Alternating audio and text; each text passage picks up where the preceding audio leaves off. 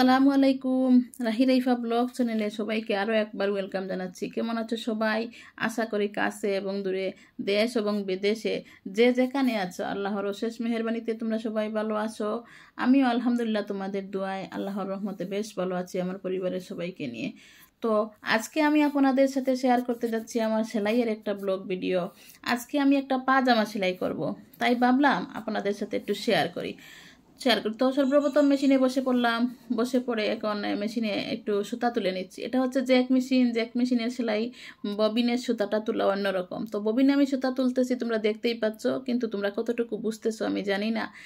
এই যে মেশিনের তো ববিনের সুতা তুলতে একটু অন্যরকম হয় জ্যাক মেশিনে, আর নর্মাল ছোটো মেশিনগুলোতে অন্যরকম হয়। তোমাদের যাদের জ্যাক মেশিন আছে, তোমরা যেভাবে যারা মেশিন চালাও তারা তোমরা বুঝতে পারবে, আর একটু দেখলেই তোমরা বুঝতে পারবে কিভাবে সেলাইটা তোলা হচ্ছে। তো আমার সেলাই তোলা হয়ে যাচ্ছে, আমি এখন সুতাটা সুইয়ের মধ্যে সুতাটা তুলে নিচ্ছি। তো আজ আমি পাজামা সেলাই করে পাজামাটা কেটে নিয়েছি, তোমাদেরকে আর পাজামা কাটাটা দেখানো হয় নাই।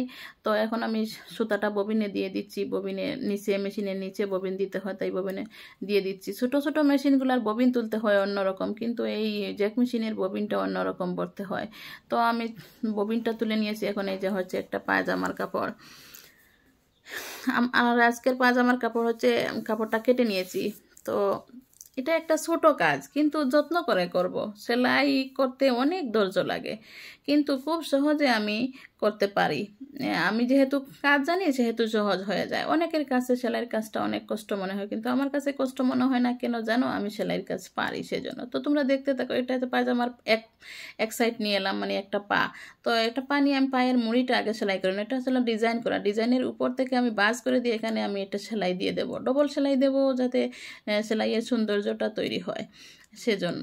আর কাজের নিচের যে অংশটা আছে সেই অংশটা আমি বাজ করে এইভাবে দিচ্ছি। যদি দেখা যায় কাজ না থাকে, তাহলে মাপ অনুযায়ী কেটে নিয়ে এই জায়গায় মুড়িটা সেলাই দিয়ে দিতে হবে। তো এখানে পায়জামার পায়ের মধ্যে একটু কাজ ছিল, সেজন্য কাজের নিচে যে এক্সট্রা কাপড়টা ছিল সেটা ধরে আমি বাজ করে দিয়ে দিছি। তো একটা সেলাই দিয়ে আবার ঘুরাইয়া নিয়ে এসে আবার ডবল সেলাই দিয়ে দেব, তাহলে আর ছোটার সম্ভাবনা থাকে না, সহজে ঠিকঠাক থাকে। তো এইভাবে আমি এক পাও সেলাই করে নিয়েছি। আমি এই মুড়িটা সেলাই করে নিয়েছি। এখন আমি পায়ের মুড়ির মাপ অনুযায়ী আমি সাইডটা সেলাই করে নেব।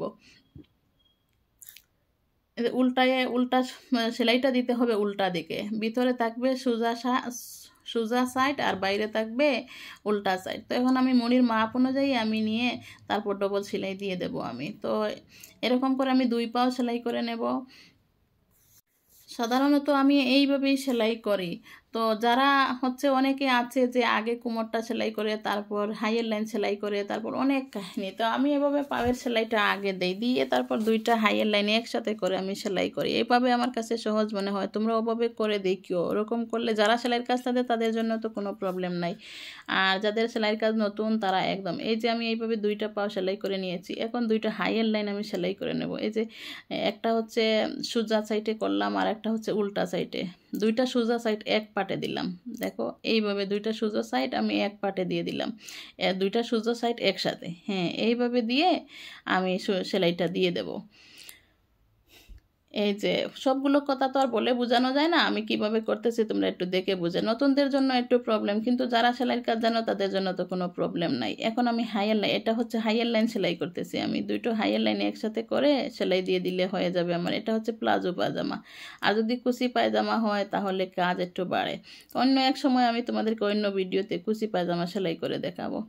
এইভাবে 2টো মুখ একসাথে রেখে এখানে 2টো সেলাই একসাথে জয়েন্ট দিতে হবে। দেখে বুঝে 2টো সেলাই একসাথে যেন থাকে সমান সমান, এইভাবে সেলাই দিয়ে তারপর পুরোটা হাইয়ার লাইন সেলাই করব। সেলাইয়ের কাজে অনেক ধৈর্য লাগে। যাদের ধৈর্য আছে তারা সেলাইয়ের কাজ করতে পারবে, যাদের ধৈর্য নাই তারা সেলাইয়ের কাজ করতে নাই। দর্জির আরেক নাম হচ্ছে ধৈর্য। তো আজকে আলহামদুলিল্লাহ আমি অনেক বছর থেকে এই কাজ করে যাচ্ছি। আলহামদুলিল্লাহ আমার আসলে অনেকটা খারাপ লাগে করতে করতে। একটা কাজ আজকে 14 বছর ধরে করতেছি, খারাপ লাগবে না? কিন্তু কি করব বলো, এই যে পেশায় মরে গেছি, করতেই হবে। তো আমার হাইয়ার লাইনটা সেলাই হয়ে গেলে আমি পায়জামাটা এখন সোজা করে নেব। লক সেলাই আমি পরে দিয়ে দেব, কারণ যতগুলো কাজ সেলাই আছে সবগুলোতে আমি লক সেলাই দেব। লক সেলাই ছাড়া আমি কাপড় ছাড়াই না, সুতি হোক নর্মাল হোক। দেখো আমার দুটো পাও এক হয়ে গেছে। এখন পায়জামাটা আমার অলরেডি পরায় হয়ে আসছে, এখন শুধু রাবারটা লাগিয়ে নিলে হয়ে যাবে। প্লাজো পায়জামা সেলাই খুবই সুন্দর। এই পায়জামাটার অন্য কোনো মডেল থাকবে না, কারণ পায়ের কাছে যেহেতু কাজ আছে সেজন্য এইভাবে সেলাই করতে হবে। তো এখন আমি রাবার লাগিয়ে নেবো। এটা হচ্ছে কোমরের সাইড। আমি সেপটা মোটা রাবারটা লাগাবো, তোমরা যারা চিকন রাবার লাগাবা তোমরা গড়টা করে নিয়ে একটা সিফটি পিন দিয়ে ঢুকিয়ে দিলে হবে। তো সাধারণত এরকম পায়জামা চিকন রাবার দিলে কয়েকদিন পর রাবারটা লুজ হয়ে যায়। তো সাধারণত তোমরা চেষ্টা করবা এরকম পায়জামার মধ্যে এরকম চেপটা রাবার দেওয়ার জন্য। তো চেপটা রাবারটা লাগাতে একটু কষ্ট আর কি। তো তোমরা দেখতে থাকো আমি কীভাবে লাগাচ্ছি, আমার জন্য কষ্ট হয় না।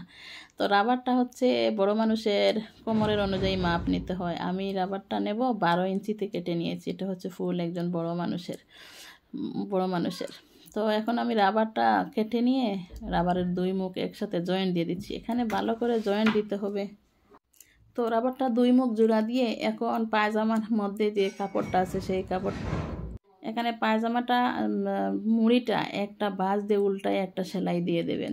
মুড়ি পাত থাকলে অনেক সময় সেলাই দেওয়া লাগে না, কিন্তু আমার এই পায়জামাটা মুড়ি পাত আছে, থাকলেও সেলাইটা অন্য কাপড়েরটা অন্যরকম, সেজন্য আমি একটু মুড়ি পাতে সেলাই দিয়ে দিলাম। দিয়ে এই যে এইভাবে রাবারটা বসিয়ে এখন আমি রাবারের সেলাই দিতে হবে না, রাবারের নিচে সেলাই দিতে হবে কাপড়ের মধ্যে। রাবারের সেলাই দিলে আবার হবে না, রাবার ছাড়া রাবারের নিচে এই কাপড়ের মধ্যে এই সেলাইটা দিয়ে দেবেন এইভাবে। তো একটা সেলাই দেওয়ার পর মধ্যে আর একটা সেলাই দিতে হবে। দেখবেন কখনো জানি রাবারের উপর সেলাই না পড়ে। রাবারের উপর যদি সেলাই পড়ে রাবার টান দিলে বের হয়ে আসবে না, এটা খুব সতর্ক থাকতে হবে। দেখো যখন রাবার ফুরাইয়া যাবে তখন কুচিগুলো একটু সরাইয়া নেবেন, নিয়ে আবার রাবারটা টান দিলে রাবার বের হয়ে আসবে, তারপর আবার সেলাই করবেন।